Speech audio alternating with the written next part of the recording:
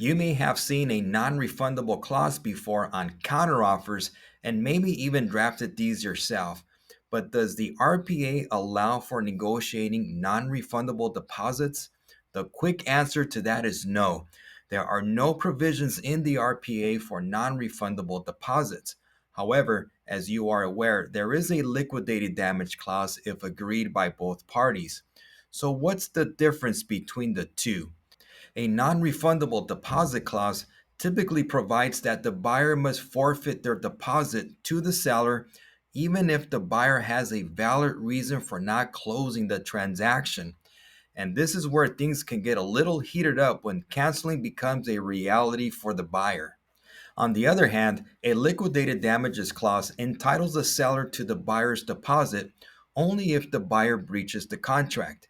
And there are limitations. For example, the liquidating damages to a seller should reflect a reasonable estimate of the actual loss that the seller would suffer in the event of a buyer's breach.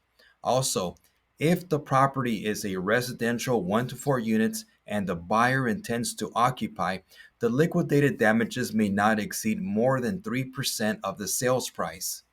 Now, keep in mind, if you are writing up a clause for a buyer's deposit to be non refundable in your counteroffer or addendum, then you are most likely practicing legal drafting.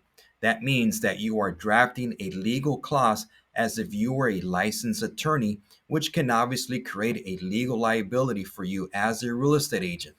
This type of clause should only be drafted properly by an attorney. According to Card Legal in California, this type of clause can be a little tricky and can be considered dangerous. It is not exactly a do it yourself type of project.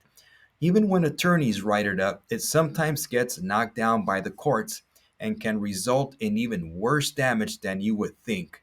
So, next time you consider writing a non refundable clause for your seller, make sure you check with legal counsel. This is definitely something CARD does not recommend for you to do. Friends, if you found this video informative, would you please subscribe to our YouTube channel? And don't forget to share this video with your colleagues. I'll see you on the next one.